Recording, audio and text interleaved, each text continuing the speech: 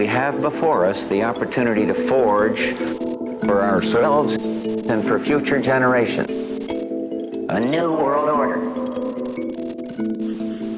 This is Multipolarity, charting the rise of the new multipolar world order. Coming up this week, Iran's 14 points, making the world safe for Shia Theocracy. Obviously, Donald Trump pulling his John Hancock to the Islamabad Memorandum at Versailles carries absolutely no historical resonance. But after the occupation of the Ruhr and the abdication of the Kaiser, what else could the Mullahs possibly put on their shopping list? We'll be picking through the carcrash, looking for signs of life in DC. Meanwhile, to cement his lazy week, Donald got into a love tiff with Georgia Meloni at the G7. Was this a passing fugue of Italian passion, the flamethrower of a woman scorned, or was it the beginning of the end of what we've dubbed the Euroslopulists, fake populists kept on a short leash by Brussels and the European Central Bank? Finally, Donald Trump, remember him? Managed to scoop the world's press to the news that Keir Starmer would resign as British Prime Minister, being sure to spell his name wrong as a final boot in the teeth. Sir Keir has evoked the kind of visceral loathing among Brits normally reserved for child killers and queue jumpers. But who will they have left to blame when his affable dimwit successor blows up in half the time? But first, no deal is better than an Islamabad deal. Since we last broadcast, the United States and Iran have finally signed a Memorandum of Understanding. It's become known as the Islamabad Memorandum, given it was negotiated in Islamabad, Pakistan. And I think it's difficult to overstate the extent to which this represents a victory for Iran. It really gives Iran everything it wanted. I'll not read through the entire list, but just to give people an idea, Article 1 included Israel and Lebanon in the ceasefire. This was a key Iranian ask. This was something that the Americans had resisted, and certainly the Israelis had resisted. But in order to do this deal, the Iranians had Lebanon and Israel included within the ceasefire. Obviously, that also includes Iranian proxies as well, like the Houthis and the Shia militia in Iraq, as well as Hezbollah, of course. Article 2 provides a verbal agreement on mutual non-aggression, which is important to Iran to at least get that on paper, that the United States will no longer meddle in the internal affairs of Iran. Article 5 is an incredibly important one. It essentially concedes that Iran can charge tolls on the passage of the Strait of Hormuz. It says that Iran will allow ships to pass for 60 days, which is the length of time the two sides have set aside to negotiate a final deal. But after that, essentially it says that Iran can negotiate with Oman, who it specifically mentions, who Iran said would, in conjunction with Iran, manage the strait, to basically make arrangements in future for passage of the strait. It essentially says that Iran can do what it wants in terms of management of the strait, and it seems that that is going to involve tolls. That's certainly what Iran's vision is. Article 6 provides an absolutely enormous $300 billion reconstruction and development fund. Now, we shouldn't call that reparations. According to a Reuters article, that money won't come directly from the US Treasury. It'll come from private interests in the US and the Gulf states, and it'll be made available to Iran as and when it meets certain milestones of compliance with the final deal and the Memorandum of Understanding. Article 7 provides for an end to all sanctions if Iran strikes a deal on its nuclear material. On the nuclear material, Article 8 makes it plain that it's unlikely to be worse than the JCPOA, and it specifically mentions minimum methodology. So that's likely to be very similar to the original JCPOA that Trump unilaterally withdrew from in his first administration. Then we get to the penultimate point here, which is Article 10, which gives Iran immediate oil sanctions relief. And Article 11, which provides for the return of tens of billions of frozen Iranian assets, which have been frozen over the years since the the 1979 revolution, but especially since the increased sanctions regime of the last decade or so. And they'll get that up front, apparently, in exchange for signing this memorandum and fulfilling the terms of it. So out of that 14-term memorandum of understanding, as you can tell, it gives Iran pretty much everything it wanted. It's frozen funds up front, which provides a certain degree of capital to get it going again. The potential for a huge reconstruction and development fund, which really would provide the basis for economic growth. I think if Iran got that sort of thing, and the sanctions relief, which is also included in this document. Oil sanctions relief comes almost immediately. The US has signed a waiver on that. But full sanctions relief should be expected in exchange for signing a deal on its nuclear material. So if you have this sanctions relief, so Iran can become a part of the international trading system again, and you get this huge $300 billion reconstruction and development fund, Iran really should be looking at double-digit economic growth for the foreseeable future, for the next few years, given that it's coming from this very low base of an economy that was brought low indeed by sanctions.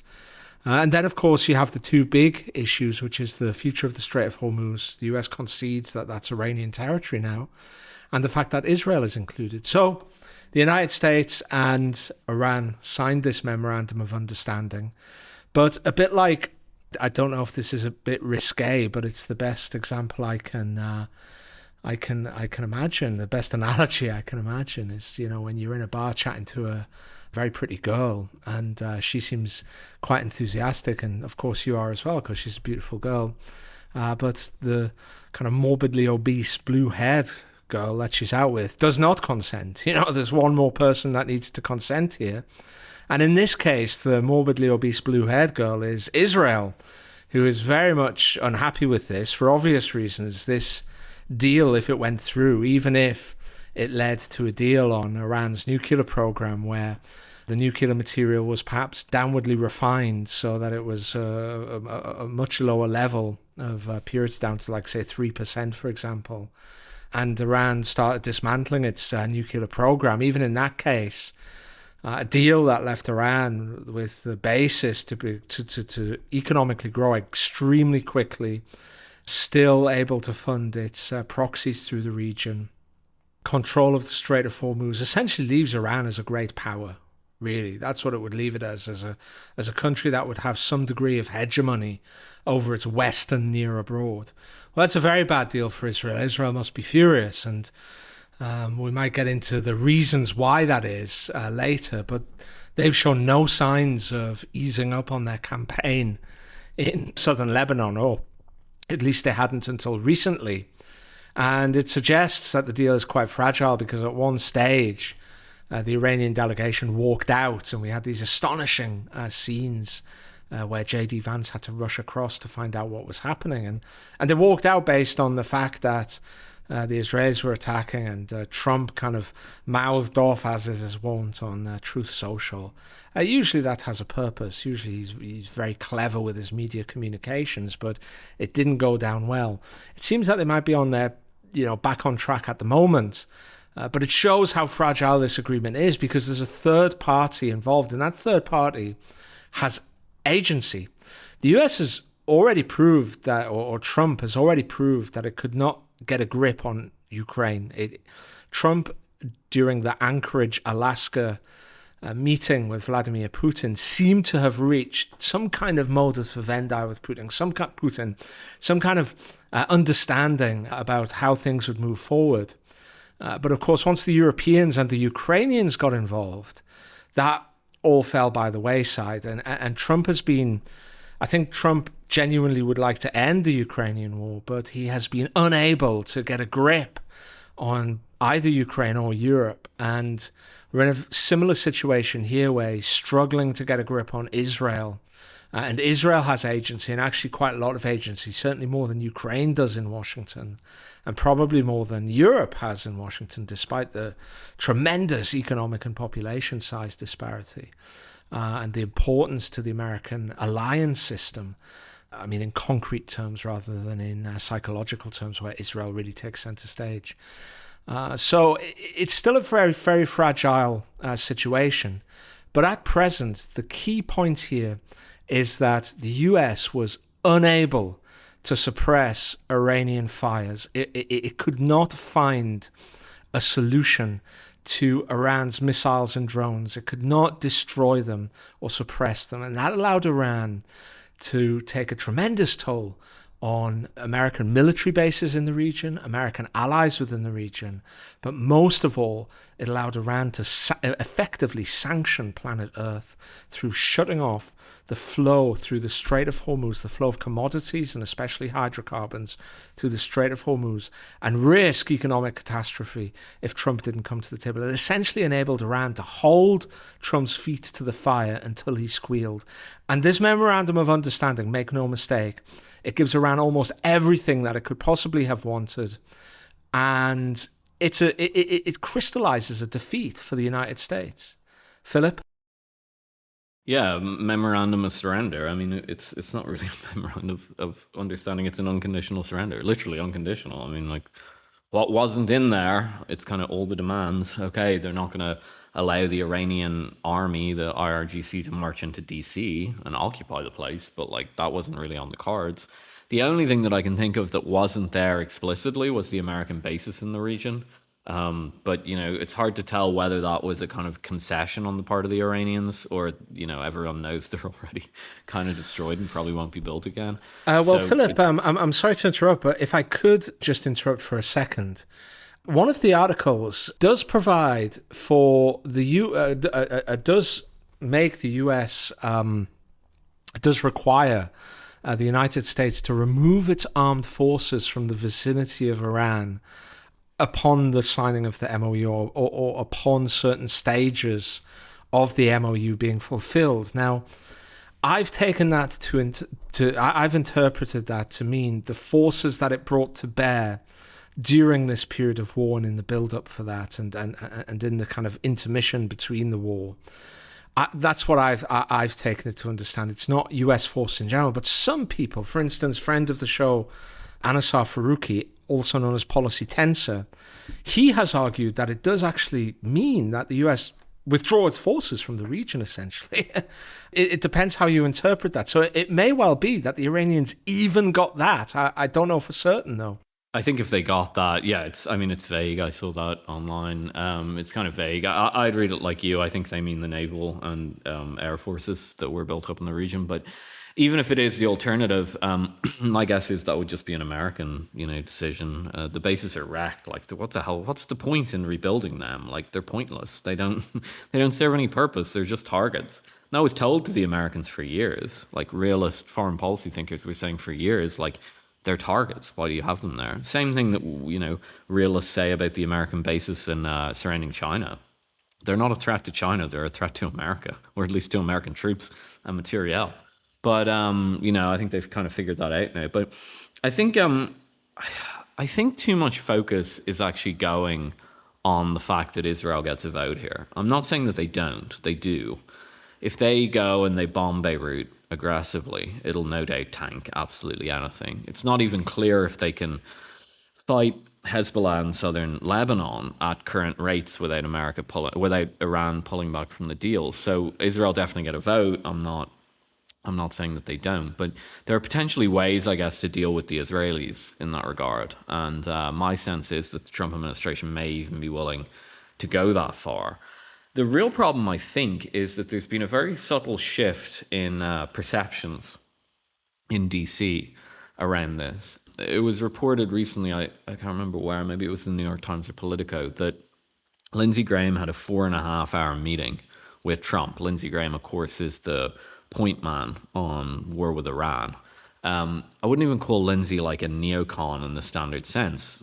Some neocons were actually against the war in Iran, weirdly, Bill Kristol and so on. Lindsey Graham's like maybe a second generation neocon or something like that. But third generation, I suppose you'd say. The original neocons were Cold Warriors and some of them were quite smart. Bill Kristol's father, Irving Kristol, was an actual intellectual. Second generation neocons were like kind of dumb. They're kind of like the dumbed down version, and they got obsessed with kind of post Cold War politics. And I think this third version that you see in Lindsey Graham are like, I don't think they can write. Brain dead. Probably like, Yeah, they're kind of like illiterate. They're like kind of joke characters. They're weird. They're generally weird as well. They're sort of weird people. And but they get them. They steer them into these positions of power, and they operate from there. So, but the point is that Lindsey Graham does have influence because he's pretty influential in the Senate and in the Republican Party at large. Like Lindsey Graham maybe he doesn't have a huge constituency among American voters. I think that is certainly shrinking. That was basically the Fox News boomers. But now the Fox News boomers are watching Trump come out and make hostile statements toward Bibi and so on. So they'll change their minds. But what Lindsey Graham still has is a coalition of people within the Republican Party. And they can cause some trouble. We'll see how much. But, there is a political reason that Trump has to keep those people on side. I think the issue here basically is that there's been a subtle change in narrative with those people. And I don't think it's just cynical public relations. I think it's shock, actually, because the US just lost a war to Iran. Like, everyone knows that. Everyone who's followed it knows the US just lost a war to Iran. And these guys like Lindsey Graham and similar people, there are smarter versions of Lindsey Graham too. Tom Cotton is not an idiot. I don't know why he takes the positions that he takes, but he's not stupid like Graham. But he's another good example of these kind of like third generation neocons.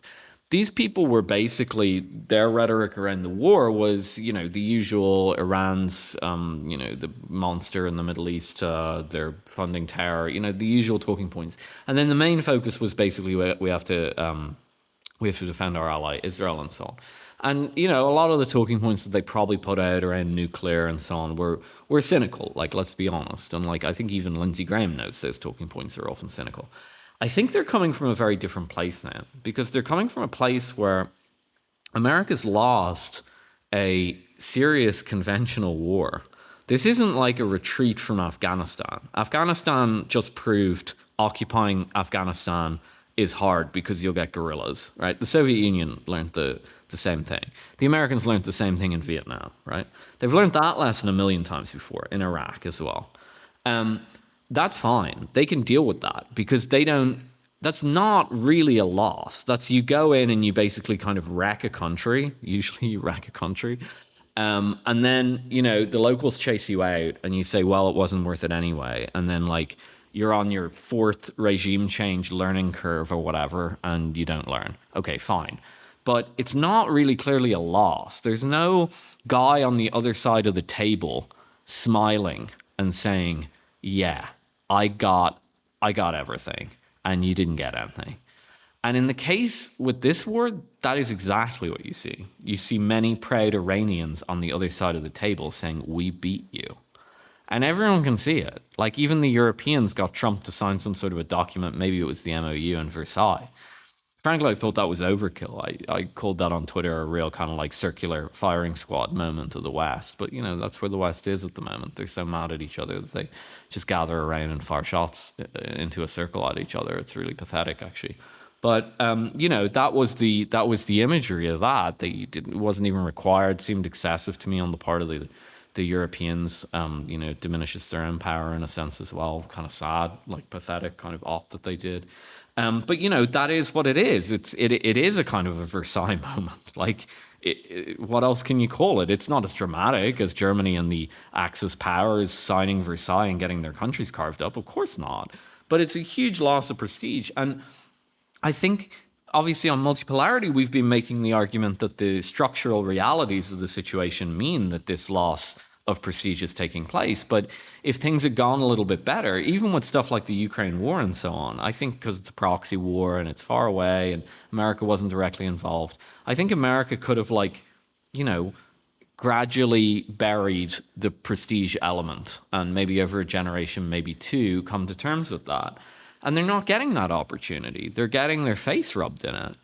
And I don't see that not impacting a lot of Americans. Now, I don't mean in the general population. I mean in DC and in the political class. I just don't see that. I mean, I think the absolute shock on the part of the third generation neocons is absolutely real. They're saying, what has just happened? They never thought that they could lose a war to Iran, and they just lost a war to Iran, and they don't know what to do about it. I think they're still kind of coping, as people say. I think they're still kind of trying to rationalize it or something. But it just feels to me like that sentiment from that group is going to radiate out.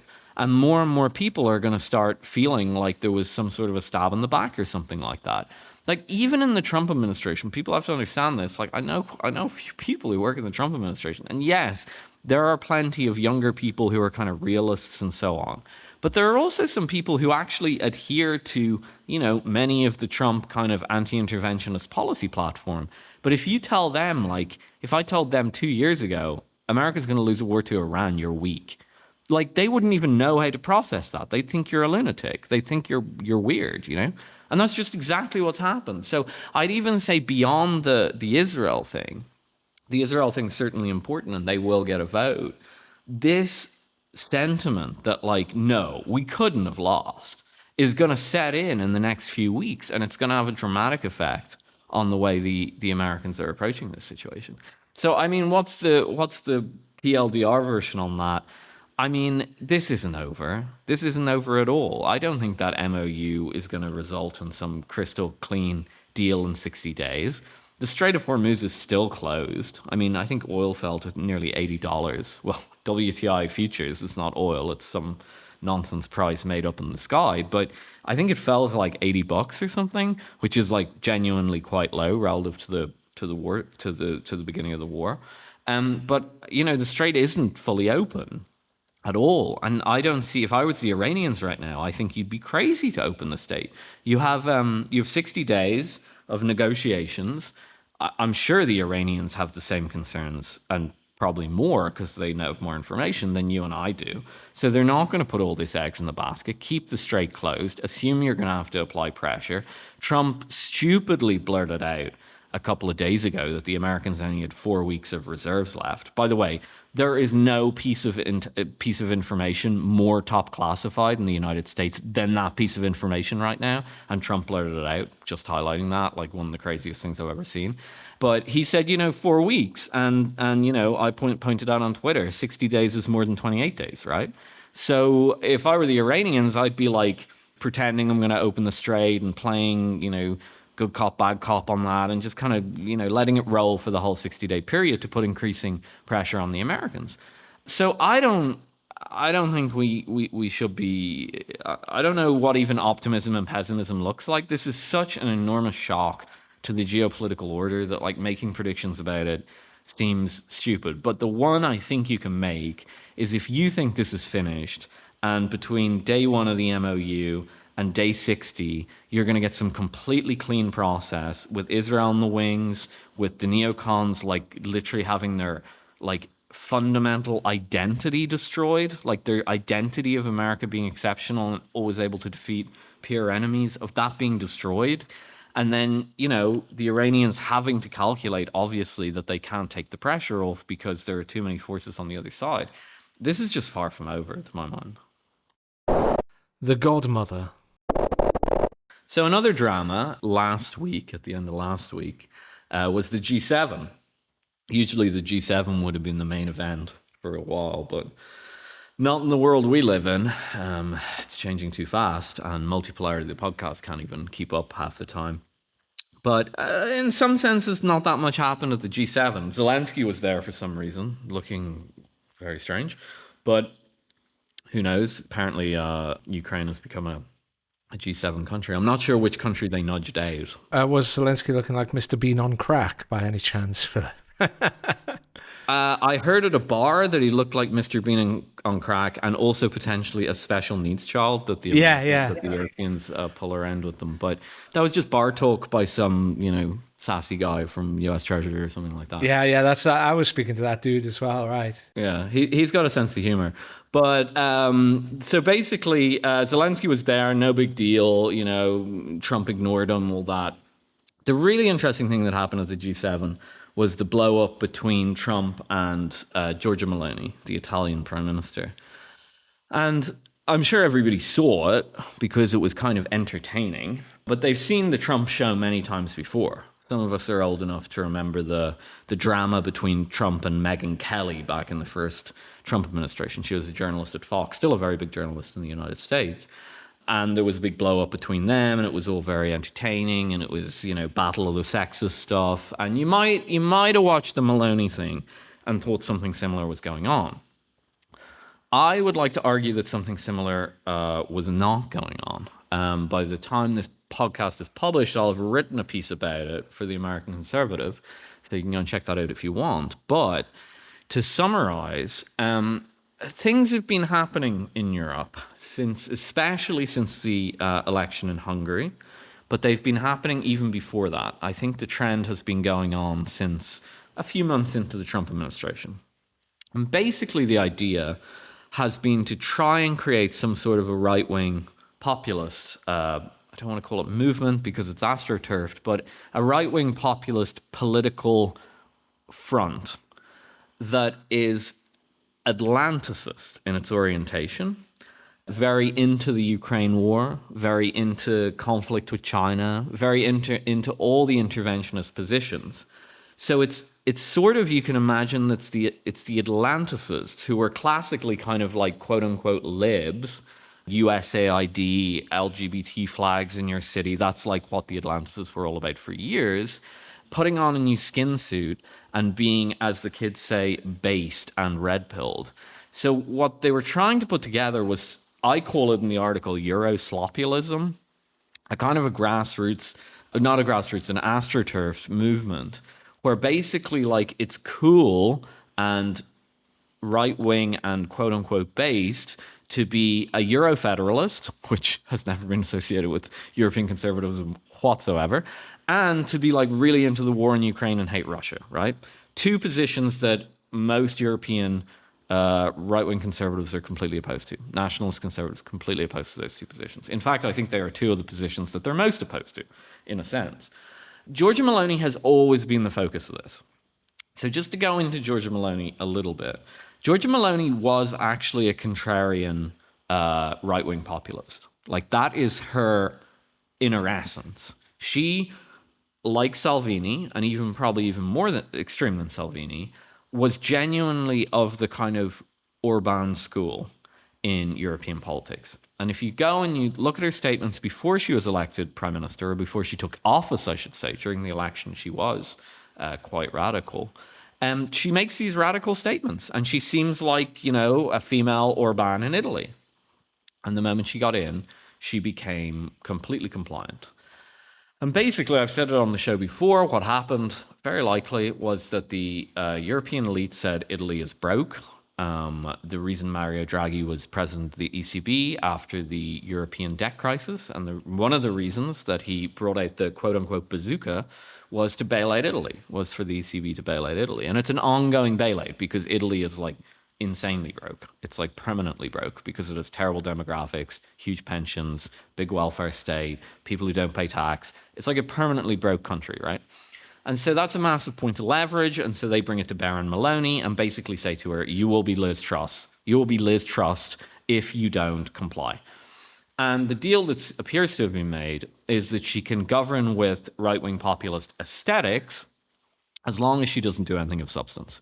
So you can look kind of like Orban, but don't do anything of substance, like the Hungarian government used to do. That was basically the deal.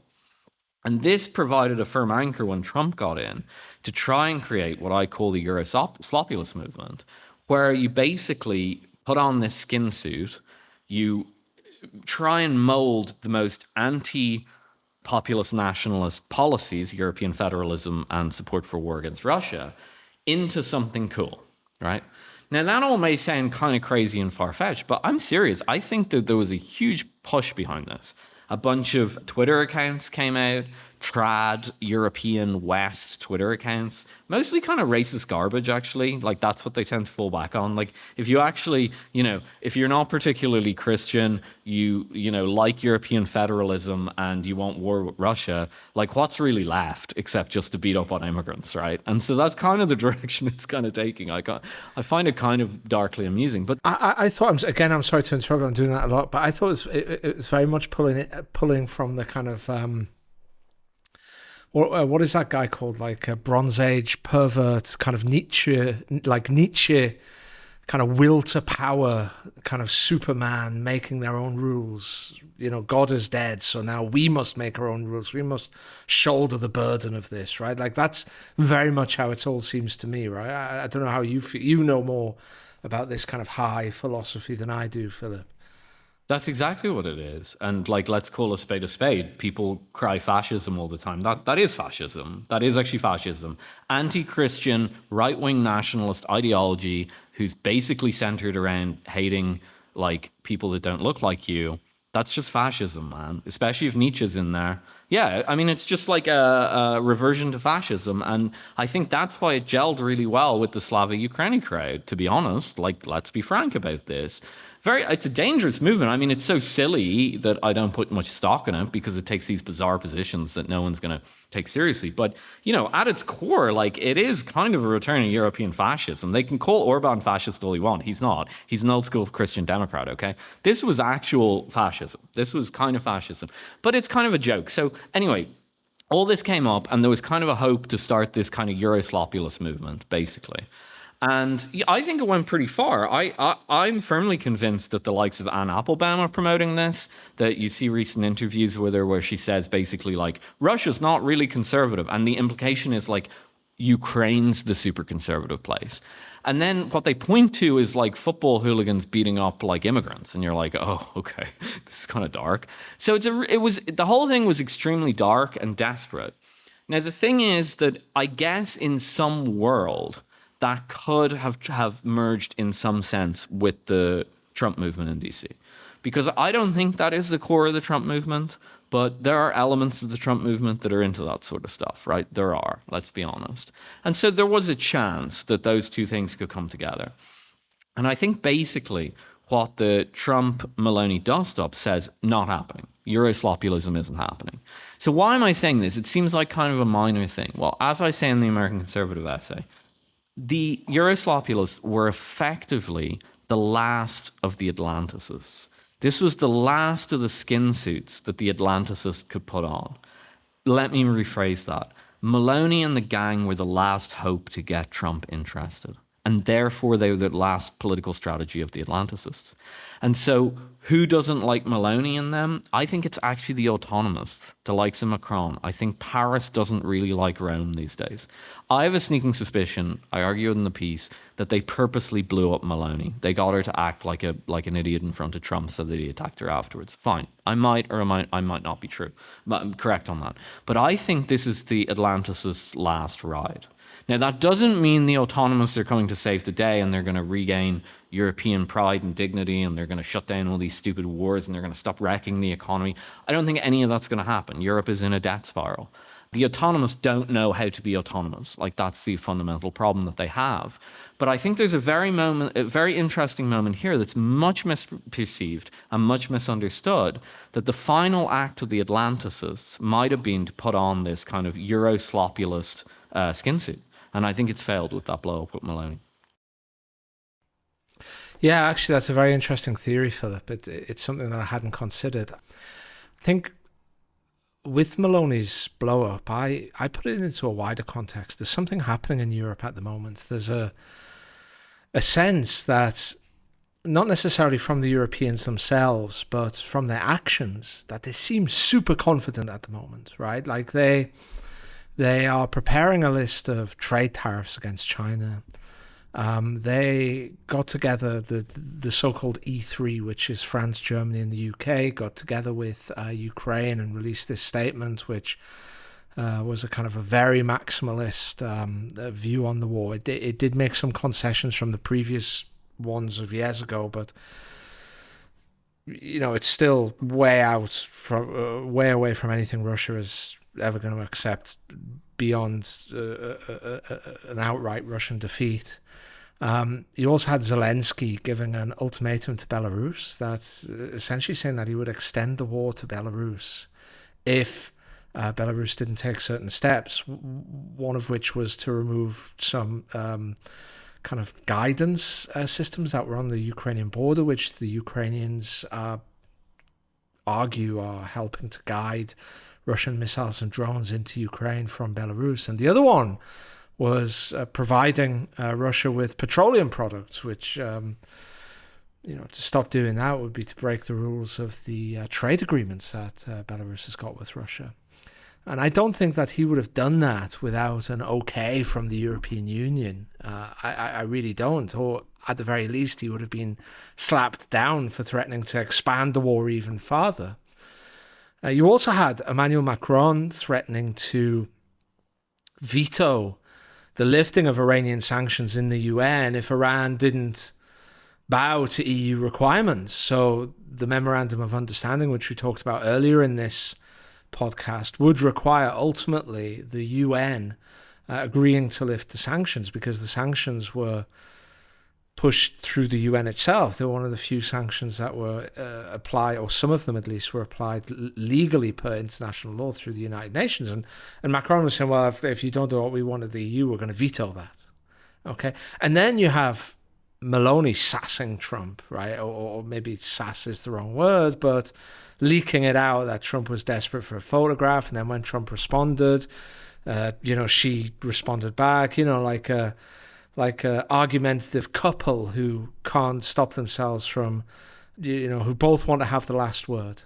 So all of these things are happening in the last week or two, and it's really quite surprising. And my guess is that the Europeans are kind of swallowing their own propaganda at the minute. I think that they think that Orban's been voted out, so they've stemmed the tide of right-wing populism. They've removed this obstruction from them doing what they really wanted to do. I think that they've swallowed their own propaganda on the Ukraine war going their way. I think if you look at the reports on the battlefield from credible sources, I don't mean the kind of pro-Russian ones, I don't mean the pro-Ukrainian ones, I mean credible sources on either side. The actual battlefield, the actual land battle is really not going Ukraine's way at the moment. But I think the Europeans have swallowed the propaganda about how Ukraine has turned the tide, how how hitting an oil refinery outside Moscow with a drone is somehow going to bring Russia to its knees. And I think they also see on the horizon the American midterm elections. They expect the Democrats to score a resounding victory, and for them to be able to ally with the Democrats to basically screw Trump and obstruct Trump at every turn, and to be able to use that as leverage to get what they want, and also to prepare for the return of a Democrat to the White House. And hopefully a Democrat will take the relationship back to the way it was, and they can come in and help with Ukraine, and then in return the Europeans can come in and take America's side on China. And I think that this is what the Europeans see on the horizon. They see this kind of Orban's gone, the war in Ukraine's going our way. We're only a few months out from the midterms when the Democrats will get into power, and then we can help them get a Democrat into the White House. It's all going my way. We've got this new, fresh sense of confidence. So we're going to, hammer China with trade tariffs and screw a trade war. We're going to go foursquare, but, double down on the Ukraine situation. We're going to sass Trump and tell him what we think, and of course, they probably also think that Trump is weaker than ever, given what's happened in Iran.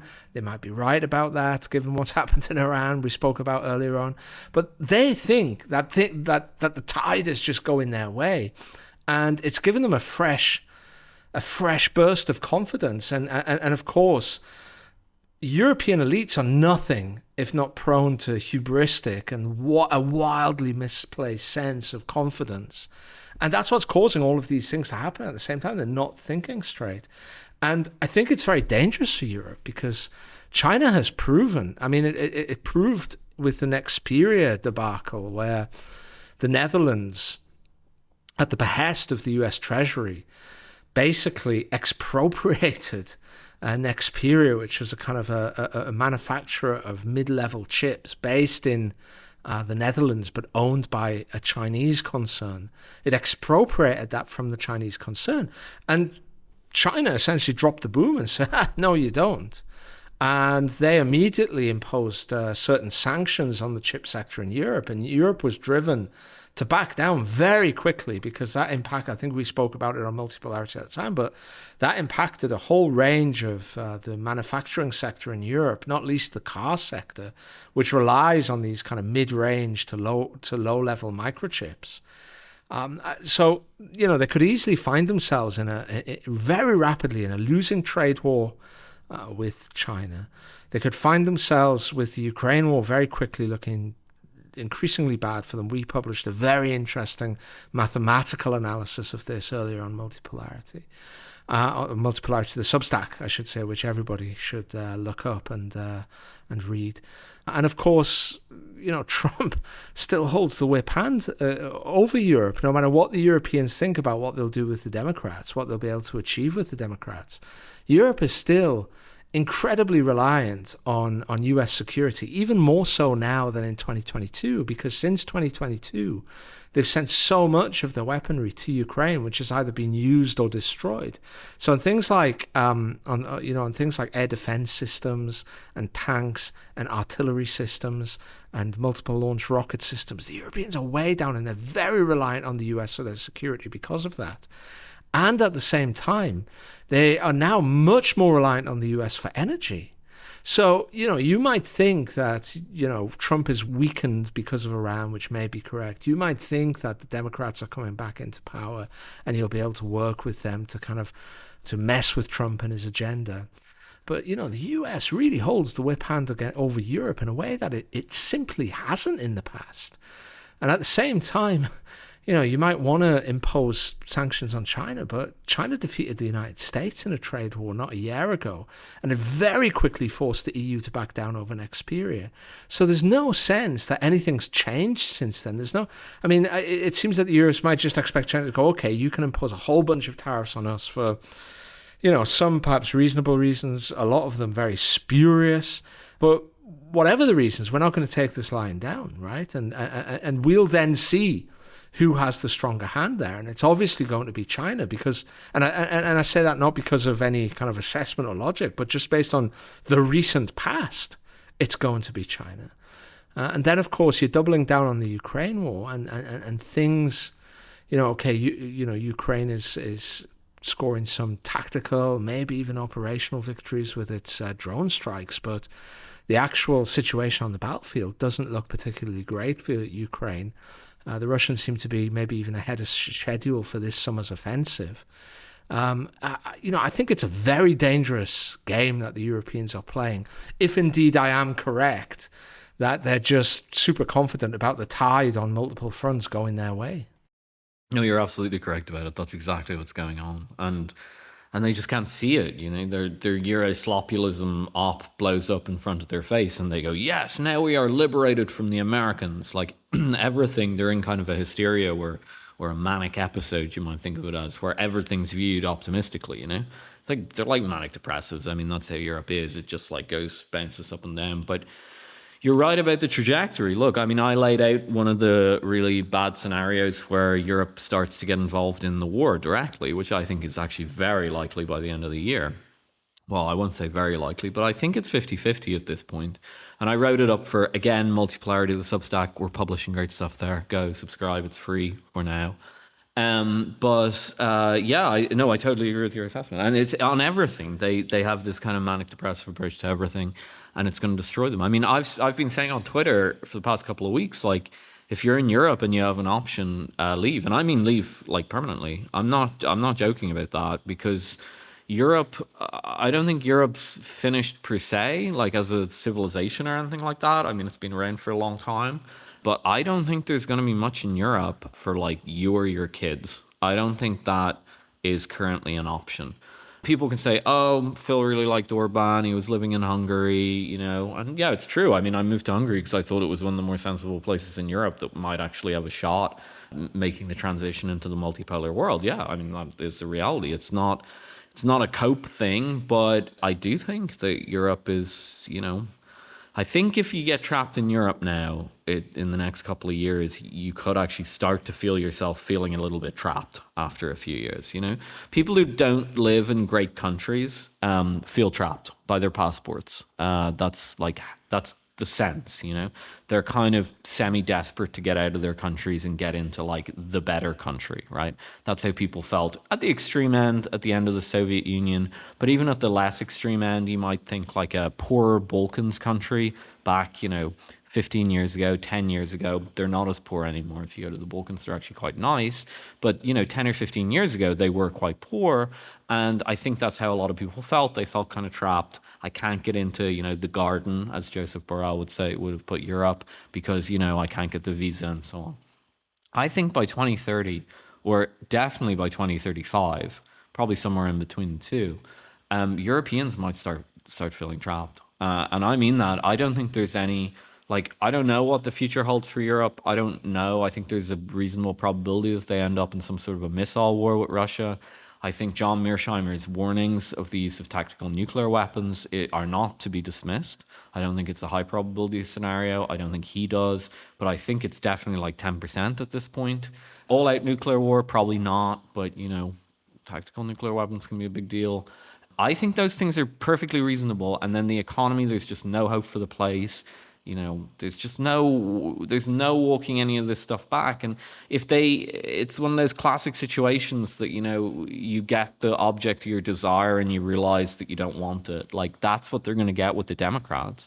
Because the Democrats, if they come in, whether it is in the midterm, which won't make that much of a difference, they're deluding themselves there. But if they win the next presidency and it is more of a, anti-Russian Democrat, which is, it might not be. It might be the Ro Khanna crowd, you never know. But if it is a more kind of anti-Russian Democrat, I think they'll finally get what they want and they'll just realize it accelerates the decline of Europe, because the attitude of those people, and this is what Europe don't understand, is that Europe is as disposable as, a Middle Eastern ally. Like, the Americans do think of the world as just America and the world. And Europe doesn't get extra bonus points relative to Saudi Arabia. And they're going to realize that very quick, and then they're going to realize that the bet that they made. But look, I don't think there's much walking it back now for Europe. I think that they really are in a process of severe deterioration on every front: diplomatic, economic, military, political, internal stability, everything for the next decade. And I think the damage that this decade of humiliation will do will be to bring on 2 generations of very poor living for Europeans. And I say that as a European who really likes Europe, really. I mean, it is where I'm from, and I'm very sad about it, but I really think that is the reality now. To Year Keir. Well, Britain is about to get yet another Prime Minister. It will be the 7th in 10 years. The previous 7 Prime Ministers lasted a combined 40 years, which gives you an idea about how quickly Britain is cycling through prime ministers at present.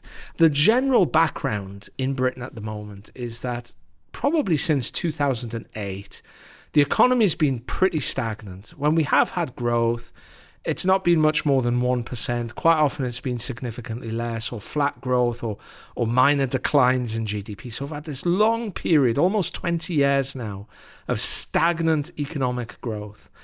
And crucially at the same time, wages have stagnated. The median wage in Britain has stagnated. The median worker in Britain really hasn't had a pay rise for about 18 years.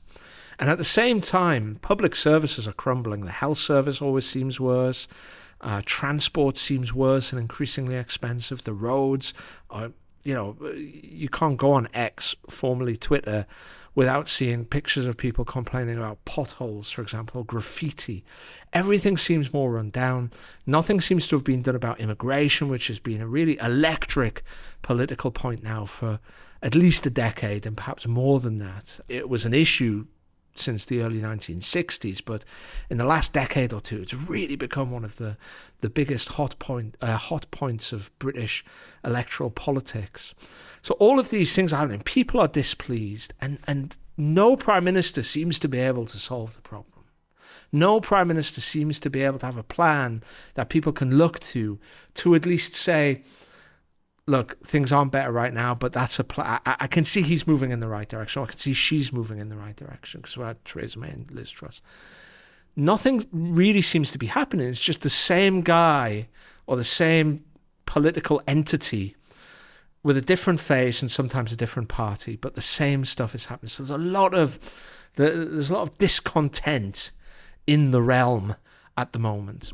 However, there's a crucial point here with regard to Keir Starmer, and that is, although they couldn't be more unalike as characters in terms of the way that they present things, in terms of their media image, in terms of their position as politicians, Keir Starmer is very much like Boris Johnson. Why do I say that? Well, Boris Johnson was widely disliked among his MPs, and he was always disliked among Conservative Party MPs. And one of the reasons for that was because he had a very casual relationship with the truth, and he was very willing to tell one set of MPs one thing, another set of MPs that he would do the opposite, and then do a third thing, and he didn't care about that at all. And Keir Starmer does something very similar. He is also not averse to lying. If you read the work, for instance, of a very well-respected journalist in Britain called Peter Oborne, you will understand that lies and mistruths and misdirections are the stock in trade of Keir Starmer and the operation that Keir Starmer runs. He was elected by persuading the left wing of the Labour Party that he would do at least some of their bidding. And as soon as he was elected as Labour leader, he basically shed all of those promises. We're not going to do those. He moved to the right from his leadership election campaign promises. And he also set about ruthlessly purging the left wing of the Labour Party. Now, you might think that's good or might think that's bad, but it angered a lot of Labour members. You speak to Aaron Bastani, who is very left-wing himself, but I think quite a reasonable commentator. And he has covered this extremely well. People interested can go in and find that on his account. And because of that, like Boris Johnson, Starmer was really disliked by the Parliamentary Labour Party in the same way that Johnson was disliked by the Conservative Party. But both were tolerated because both looked like winners. But what happens as soon as they get into office? Well, they can't really achieve anything. The country is still stagnant. People are still discontent. There's increasing social unrest. There's increasing political instability. They don't seem to have a plan. They can't seem to grip the nation. And suddenly they don't look like winners anymore. And they have nothing to fall back on. And both are jettisoned at the first opportunity. And I think that's exactly what's happened with Keir Starmer at the moment. But this time it could be much more dangerous, because the left of the Labour Party are likely to have a strong say in Andy Burnham's political platform. He's likely to have built a coalition within the Labour Party by promising these people quite significant concessions to the sort of programme they want. That involves more spending, and that's something that the British bond market could potentially take fright at. And we've already seen how vulnerable UK gilts are to sudden losses of confidence. We saw that during the Liz Truss ministry when she was forced out of office by exactly that. And I think it's possible that we see something similar this time if the markets get a whiff that Burnham is going to play fast and loose with the fiscal purse strings. Because if that's the case, if he follows a kind of a left-wing policy platform, then the bond markets really could take fright again. It could be dangerous for Britain. This really could cause a serious economic problem.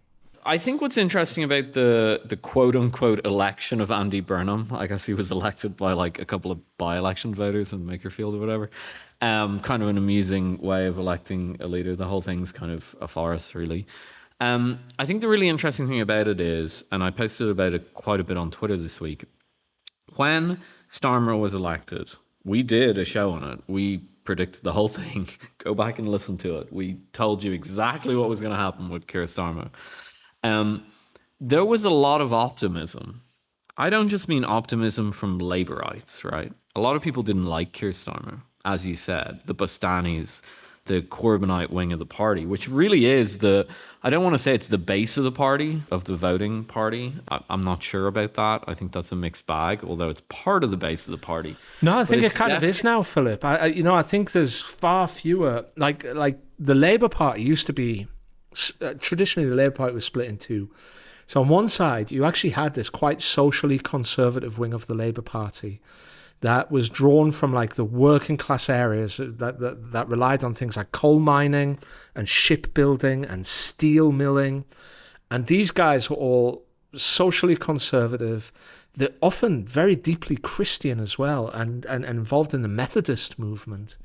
But they believed in a kind of like a British version of socialism, which involved parliamentary democracy, the national ownership of strategic industries, quite highly redistributive taxes, and a degree, as I say, of social conservatism. Some of them had views that would see them branded as fascists these days. And then the other wing of the party was this kind of liberal, left-wing, progressive, metropolitan wing that would be very familiar to American listeners. Your kind of Nancy Pelosi's and your Elizabeth Warren's would be a very good example. And the two kind of balanced each other out. But from the 1960s, but certainly from the 1980s, the liberal side of that won. And that was your kind of Blairite wing of the party, came to absolutely dominate. But in recent years, you've had this surge of what I would call student leftism, which combines a sort of Trotskyist, Marxist-derived economic view of the world with a kind of a hyper-progressive social justice, or not hyper-progressive, but hyper-zealous social justice view of social policy.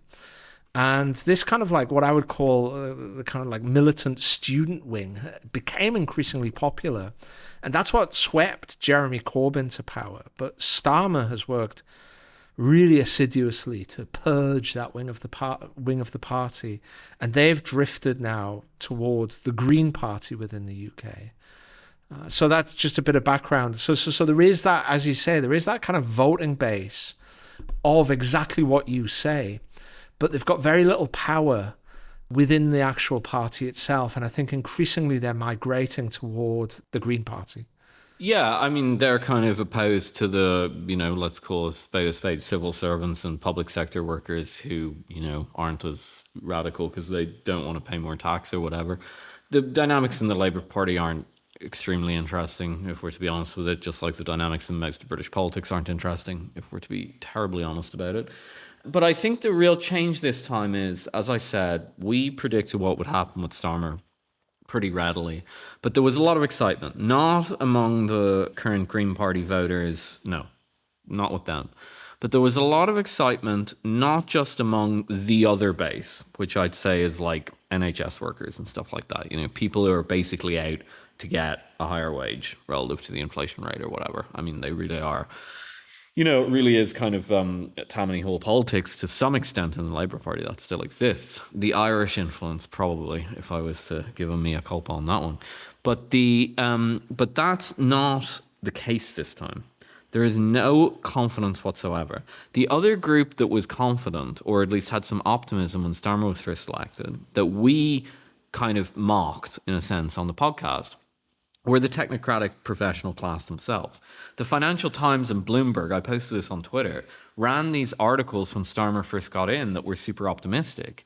And they weren't just super optimistic, they thought that they could lay out a governing strategy for Starmer. You can go and read a proposal for a governing strategy for Starmer in both Bloomberg and in the FT editorial a couple of days after he was elected. And the interesting thing about this is that Starmer basically followed that blueprint. He basically followed the professional managerial class blueprint for how to govern. And I posted them side by side on Twitter. The Bloomberg headline for one of its op-eds a day ago or 2 days ago was Starmer's out as Prime Minister and he never even defined what he believed in. They're the same people who said 2 years ago, here's the magic sauce to get Britain running again. Right? So they've completely lost confidence. All the articles say this. They've realized that the cycling of prime ministers, the cycle of prime ministerial regimes, it's a lot quicker than the classic Platonic cycle of regimes, if people are familiar with it. But the cycle of the prime ministerial regimes, we might call it the lettuce cycle, that is now recognized for what it is. They can't kind of cope anymore. They can't say, oh, it was just a Tory thing.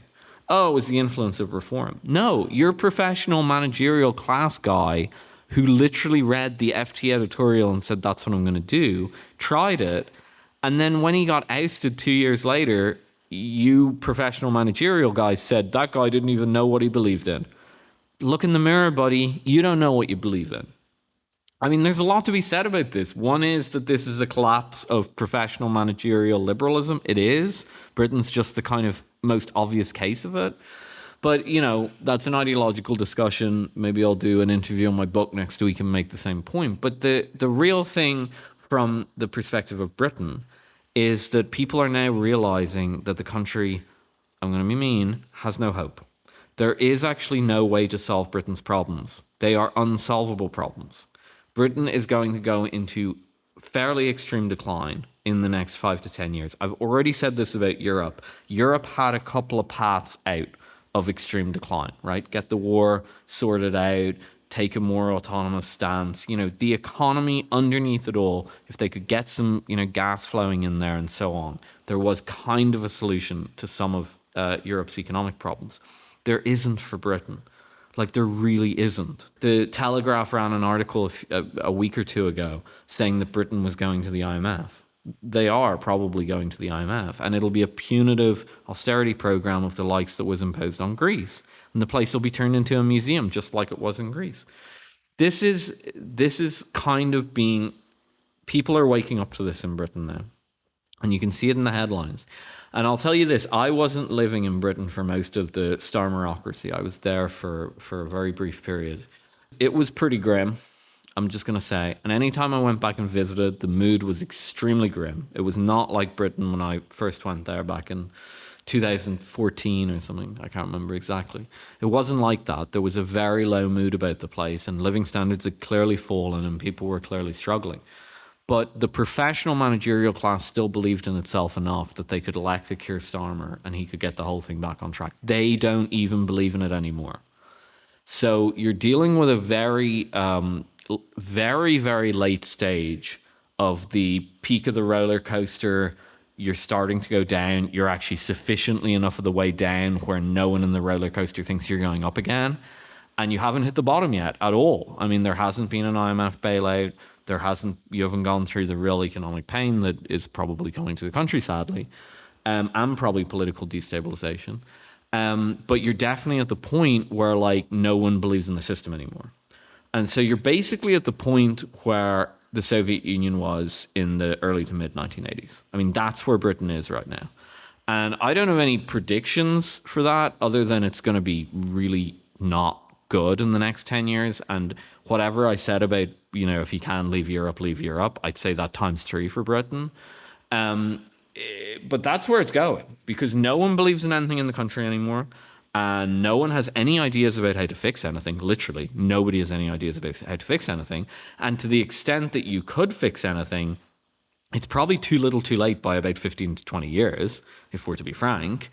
And even if, you know, you made an argument that there were some policy changes that you could make, some tough medicine the country could take, something like that, none of it's realistic. From pulling out of the nonsense wars that the country can't afford to a significant adjustment to living standards via sterling depreciation, for example, to try and get manufacturing to become more competitive, to massive swinging, you know, cuts in some of the overly bureaucratic elements of the state. I'm not a neoliberal or anything, but some of them are just like they're not affordable anymore. None of these things are politically actionable in the present system. So I think this is the Britain is now peering over the cliff. I mean, people have been peering over the cliff in Britain for 4 years, since the beginning of the Ukraine war, frankly. That really destroyed the country, in my opinion. That really pushed it off the edge. They've been peering over the edge. The average person has been peering over the edge, and that's why the mood is so downbeat.